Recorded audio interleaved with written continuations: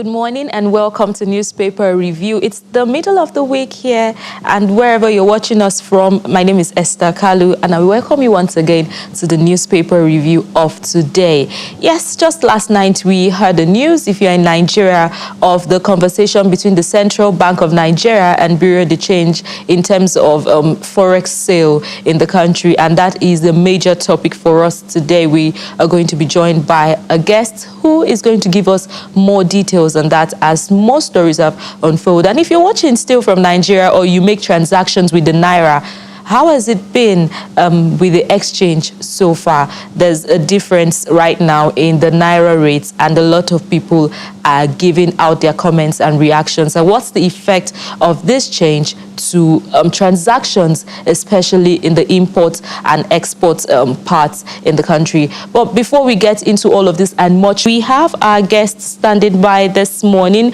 to join us on the Newspaper Review to talk about some of the matters we have seen concerning the Central Bank and Bureau de Change operators in Nigeria. Good morning and thanks for joining us. Good morning and thanks for joining us on the Newspaper Review. Thank you very much. Good morning. It's my great pleasure joining you this morning, and I do hope we have a wonderful paper review this morning. Yes, I hope we do have a wonderful review this morning. But I'd like to ask if you've seen the recent announcements by the Central Bank of Nigeria to stop sales, forex sales to Bureau de Change operators. Yes, obviously I was opportune to listen to the CBN governor, Mr. Emefiele, Godwin Emefiele, I think I'm right,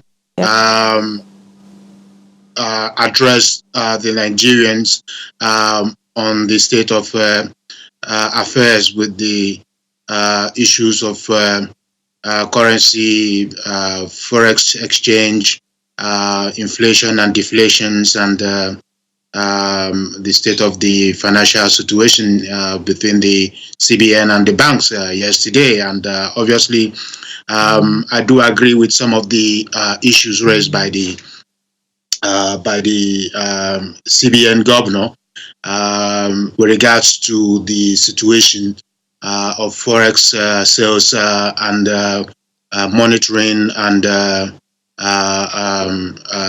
control in Nigeria. I think once a loophole is discovered or lapses are being discovered in this system, there is need to ensure there is a measure put in place to put things in order.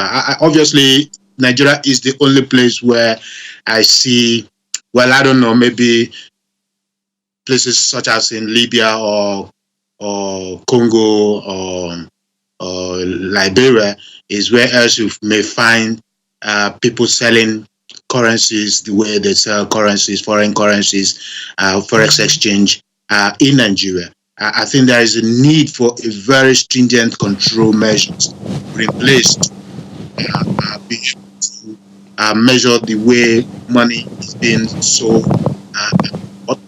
in the forex market in Nigeria. The Bureau de Change is one obvious means by which to put this in check. But then, apart from the Bureau de Change, you've got this black market, non-registered or regulated individuals also who trade on foreign exchanges in Nigeria. I mean, across many of the states, in Kano, in Abuja, in Lagos, in Port Harcourt, in Enugu, they are all over the place. But then, when you look at the way like the governor said, the Bureau de Changes are really taken for granted in some of the lapses and loopholes of the central bank controlling their art of operation by making an excessive profit out of the ordinary Nigerians or out of the hardworking business community in Nigeria. And there's need to put a very strong look into what they do. And moreover, the only area I disagree with what the governor said is by transferring the forex exchange sales to the banks. We will go into some of the effects very soon as to, and some of the good and the bad concerning the stoppage of these sales. But let's start with, is this the first time this is not the first time. Well, this is not the first time that the forex sales have been stopped when it comes to Bureau de Change having to make transactions. But let us look at it. What is the sustainability of having banks give out forex to everyday customers? I mean, this isn't really the first time that this move has been made in Nigeria. We understand that the central bank is trying to make sure transactions are done legally with the right process and avoid people from extortion and whatever other reasons the central bank has put out there. But this isn't the first time that the forex sales has been stopped with the Bureau de Change from the central bank. What do we see coming up? What do we see? What do you anticipate even with this stop? Well, I think, like you said, this is not the first time, and Nigeria is a country where it is difficult to maintain and sustain a very stable economic policy that guides the country within a time frame. In many other developed countries, you plan your economy in 5 to 10, 20 years economic plan stream, either be in a medium or long time projection in terms of projecting your inflation and deflation capacity within your market, your demand and supply differences in every quarter of the year or annually. But in Nigerians' case, we just do come up with some certain ideas that are not well analyzed or well looked into before putting into function or implementation, and this whole thing backfires, and then you find everybody running head-to-scatter like headless chickens, and then unfortunately they try to find who to blame. Now they're trying to blame the Bureau de Changes for misusing the opportunity of giving them the license and the right to trade on forex market. But for me, I believe that the banks cannot do much better. The banks and the forex exchanges are almost the same. The issue here is about establishing a system, a regulatory system, and a mechanism. I'll butt in here, Mr. Azu. You said the bank and the Bureau de Change are almost the same. I'd like to ask why you made that particular statement. And what are the similarities, really, if they're almost the same? Because now the bank seems to be taking over from where the Bureau de Change stopped, and people need to make transactions, foreign exchange transactions every day. So if they are hearing this, if a listener is hearing this, what is to be expected from the banking sector? Well, you obviously, everyone knows that the Bureau de Change came into licensing operational system just a couple of years ago. Previously, the forex exchanges were done by the banks, and it was as a result of the complaints that the banks were shortchanging the customers. There will be enough dollars to be sold, but then they tell you there's no dollars, and then they kind of hoard the dollars in order to make excessive profit also, and then obviously you find those who are working behind or some of the forex operators within the banks also making money individually, even without the bank knowing that these guys are making money from selling of their dollars, and then returns the dollars back, and then try to do businesses on behalf of the bank at the same time. So you find out that this is the same thing that is working within the Bureau de Change. You find out that the Bureau de Change could have enough dollar to sell to the public, but they hodl it, and then you find some of the staffs of the Bureau de Change going behind to sell the dollars with the black market guys, and then making excessive money, and then when they have enough money for themselves individually, then they go back with the same money to the Bureau de Change office to sell to the public. So it's the same mechanism. Is this systemic corruption? One of the worst corruption systems you have in Nigeria are within the financial institutions. But because they hide behind the veil of private sector, they continue to do certain things that is hindering the economy to grow, to stabilize, and to be functional for the benefit of the common people and the ordinary person in Nigeria, or the ordinary businessman. So the same thing will happen to the banks. The banks are not holy whales. They are not saints. The banks are one of the most of the banks are one of the worst corrupt people you have in the country. They help to launder money for the governors. They help to launder money for politicians. They help to Mr. Azu, Mr. Azu, yeah, I'd like us to also connect this conversation, because you mentioned the common people. We've heard some of the issues that you have raised here, but I'd like to connect this conversation with the effects of this sales and foreign exchange generally to the common man. Now, we have seen surveys that has to do with inflation, especially food inflation here. Is this going to affect the common man in terms of buying and selling and their cost of living as it is right now? Do you see that affecting us in any way, especially Nigerians? Yeah, obviously it's going to affect the common man, the ordinary man on the streets of Nigeria. May find it difficult to afford even 1 square meal a day with this whole situation. Because what is going to happen is that the banks are going to be very stringent in the way they sell their dollars, and at the same time still want to do business out of whatever exchange rate that is affixed. And then at the moment, the price of foods and essential commodities in Nigeria is rising, and Nigeria is one country where everything goes up and never comes down, and that is an unimaginable situation in our country in view of price fluctuations and price mechanisms in the ordinary market.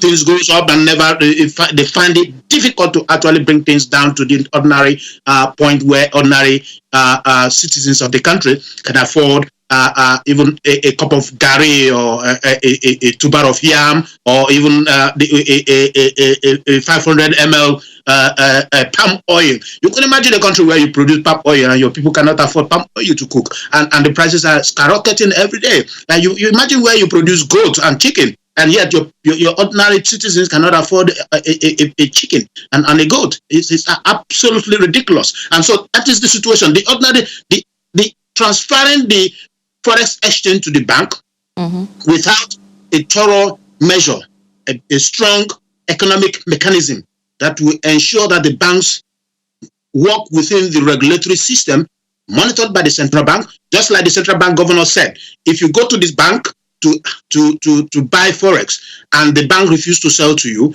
or they try to shortchange you, he gave out some a mobile number and an email address for the ordinary person on the street in Lagos, in Ibadan, in Ogun, in Oyo, in Kano, or whatever, to contact the central bank and lay a serious complaint about what the banks are doing. I hope that mechanism will be one of the stringent measures that will enable the central bank to have a very strong, close look on how the banks are going to operate. But the unfortunate thing is that when you shut down the bureau de changes, that is, you're creating another unanticipated unemployment condition in Nigeria. Because if you have 500 registered or so bureau de changes in Nigeria, and now suddenly they woke up one morning and found out that they cannot transact, they cannot do business, they cannot operate any longer. If take the statistic, each bureau de change employs 5 or 10 persons. That means 500 times 10. I'm just making an assumption or an estimated figure. And you're talking about millions or hundreds of thousands of people that are going to be laid off in many places in Nigeria from their income earning operations or businesses or work. Okay. Is the central bank going to absorb these people into the banks? Is the central bank going to give them an optional escape outlet to find jobs, get something else to do? Or what are they trying to do? Because this is, it's like what the governor of Kaduna State did one time, sacking teachers without providing alternative jobs. You don't sack people. You don't put people under redundancies if you don't create an alternative employment or outlet or escape route or opportunities for these people. And then you don't try to control the financial system, and at the same time bringing upon it a huge number of poverty labeled conditions, because it doesn't help. The ordinary person goes back poorer, because most of the people who do this bureau de change, apart from the original owners, most of their staffs are ordinary people on the streets of Lagos, Kalu, or Onitsha, or Takot, that if the company shuts down, they go back as street vendors, or they go back as street hawkers. They go back as job seekers. And if they can't find anything reasonable to do to keep them within their state of income and economic measures, criminality becomes the best offer or the best alternative way to survive. So that we don't lose this point, because you just touched a very delicate point, which has to do with what happens to the operators that are no longer have business to do right now, and unemployment. But let's connect it to investment and education abroad. The effects of this exchange to those that are coming to invest in Nigeria and those that are studying abroad, or those that pay bills, pay school fees abroad, because we have something on the educational aspect here from Azu, which I'll bring up later when we are done with this conversation. So we've seen one of the effects as unemployment. Let's look at what it has to do with investment and those that study abroad, Nigerians that study abroad. Obviously, you look at the statistics, you realize that Nigeria is one of, especially here in the UK, Nigeria is third in line, I think third or fourth in line to the highest number of countries that have educational tourism, academic tourism in the UK and across Europe. When you look at the statistic, I think India, China, I think it's Bangladesh or Pakistan. Then you have Nigeria as one of the 5 highest educational tourists you have in the UK and across Europe. And at the same time, Nigeria also is on the top 5 of medical tourism in the UK and across Europe. And I can't imagine a country where we are seeking for direct foreign investment into the country, and we are begging our diasporans to also be part of the diaspora direct investment streamlines into Nigeria. Obviously, the diasporans commit over $20 billion into Nigeria every year. And you have a country that is not manufacturing properly. You have a country that is not regarded as an industrial hub in Africa. You have a country that is not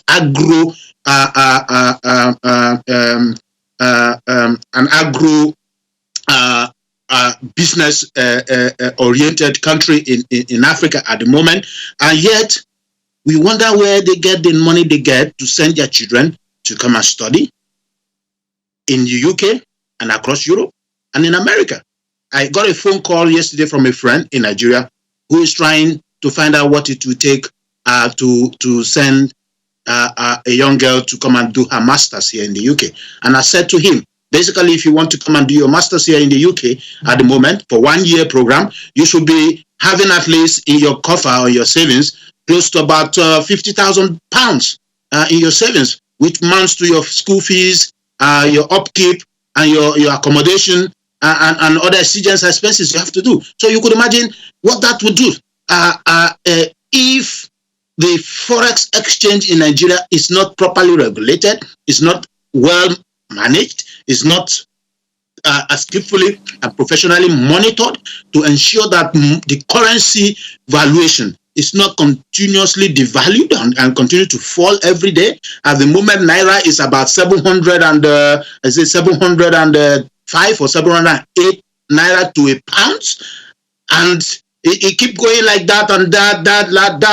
And you imagine how do you continue to sustain the kind of educational tourism that is becoming one of the high export orientation of Nigeria. Instead of Nigeria to be exporting produce, exporting cassava flowers, exporting shea butter, exporting cocoa at the competitive quantity in the international market, instead of exporting vegetables, instead of exporting fruits, instead of exporting worldly competitive produce commodities across the globe, where the market is absolutely opening up with the opportunities provided, the sudden natural, or will I say scientific, crisis provided by COVID. We are only doing what we can do by exporting our fellow Nigerians. And then we talk about when the British High Commissioner in Nigeria was talking about giving access to many Nigerians who are highly educated in Nigeria that needs to come to the UK to complete their educations. They're giving them a kind of an entry opportunity to come and do their master's or PhD, and then an entry opportunity to stay behind after their studies for a 2 years working career and to build up their stay in the country. What does that mean? Now, they found out that the only thing Nigeria can export that is good with doing is exporting their brains. Yes, and that is what. Yeah, Mr. Azu, talking about educational tourism. But look at what we have on the news now with ASU. I mean, just today, we have fresh varsity strike looms. Federal government ASU resume fight on payments platform. So if we're having this fight in Nigeria, don't you think with the educational system in our tertiary institutions, don't you think this is going to encourage more educational tourism? Well, obviously, you have over 100, is it 190 something or 100? I can't remember the absolute figure. Universities in Nigeria, and hundreds of them of polytechnics and College of Educations, and Nigeria is chunking out close to 1 million or so graduates every year. Some of them are fully well educated, well studied. And majority of them are half-baked because you could imagine when you go to a university like in the north, or University of Katsina or something like that, where you have only 2 PhD holders as one of the key lecturers or whatever in the university, and then some university you go, the only PhD holder is what do you call them, the chancellor, the pro chancellor or the vice chancellor of the university. How do you expect to produce worthy academic students from such universities? But unfortunately, the good thing is that we have the premier universities, the colonially built universities with the mentality of educational quality and standard, such as University of Ibadan, University of Benin, University of Lagos, Ahmadu Bello University, Nnamdi Azikiwe University, Nsukka University. These universities are working hard to sustain their standard within the African university ranking, and once they chunk out one of the first class students, these first class students are some of them are the ones that end up in this transit or educational tourism, and the rest are just those who their parents can afford the money. ASU goes to strike does not help the educational system for Nigeria as a whole. Nigerian system is run by half-baked students. The best ones are being sent away by their well-to-do families to go and study in Saudi Arabia, go and study in Abu Dhabi, go and study. Mr. Azu, I have to correct the statement of half-baked students. Really, the Nigerian system be run by half-baked students, because we still have a lot of students here in Nigeria that are doing well and they are giving very good results. We have some graduates that are doing well and giving very good results, especially in their industry. So I'd like to bring that statement back to you. Half-baked students. My dear friend, you can examine what I mean by half-baked. I mean, yesterday they chunked out how many qualified lawyers? About 1,000 plus sat for the MBA or the Nigerian bar exam, and obviously about 300 or so. How many? About 600 or so. 800 and about 800. Passed the exams. We are 600 plus. Couldn't pass the exam.